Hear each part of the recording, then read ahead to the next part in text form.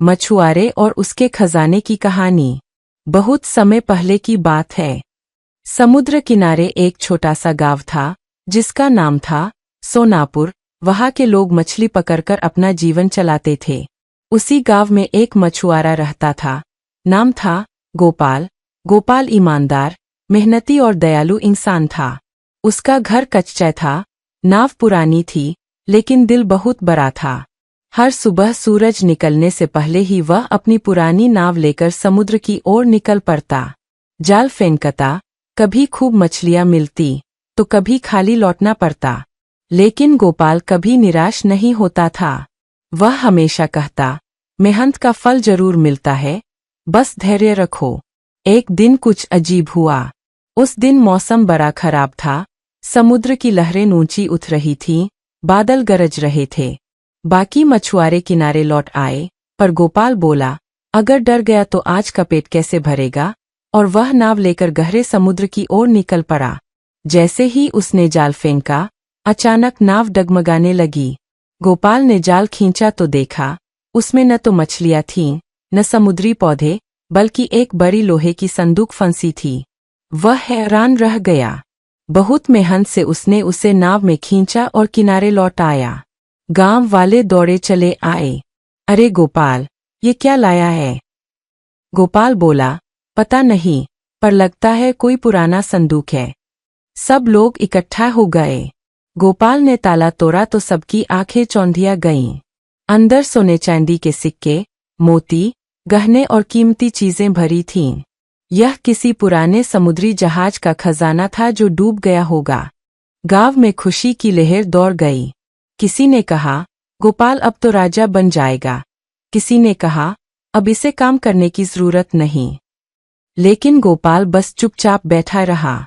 थोड़ी देर बाद बोला, ये खजाना मेरा नहीं, समुद्र का है। अगर भगवान ने दिया है तो कुछ भलाई में काम आए। सब चौंक गए। गांव के मुखिया ने पूछा, क्या करने का सोच रहा है? गोपाल बोला, इस खजाने से मैं पहले गांव के गरीबों के घर बनवाऊंगा, फिर बच्चों के लिए स्कूल और मछुआरों के लिए नई नावें दिलवाऊंगा।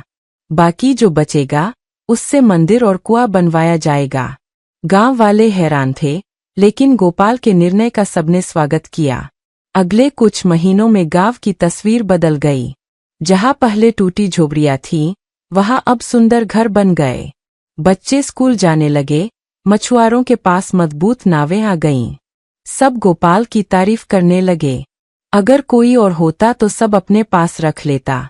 सच में, गोपाल ने दिखा दिया कि असली अमीरी दिल में होती है।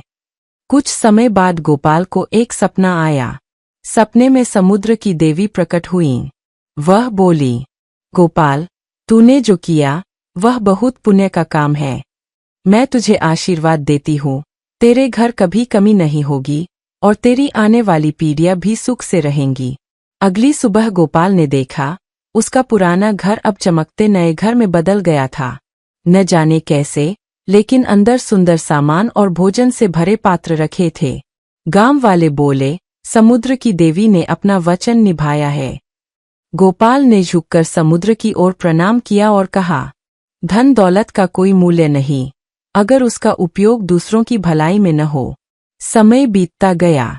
सोनापुर अब एक संपन्न गांव बन गया। लोग एक दूसरे की मदद करते, बच्चों को शिक्षा देते और समुद्र की पूजा करते। जब भी कोई नया मछुआरा नाव लेकर निकलता, तो गोपाल की कहानी सुनाई जाती। मेहनत, ईमानदारी और भलाई से ही असली खजाना मिलता है। कई सालों बाद जब गोपाल बूढ़ा हो गया, तब भी लोग उसके पास सलाह लेने आते। वह मुस्कराकर बस इतना कहता, समुद्र सबको देता है, लेकिन उसका खजाना उसी को मिलता है जो दूसरों के लिए कुछ करना जानता है। और सच में, उसके शब्द गांव की हर लहर में गूंजने लगे। नीति, मोरल ऑफ द स्टोरी, उदास स्माइली। सच्चा खजाना धन नहीं, बल्कि दूसरों की भलाई करने की भावना है। मेहनत, ईमानदारी और दया से पाया गया सुख ही सबसे बड़ा धन है।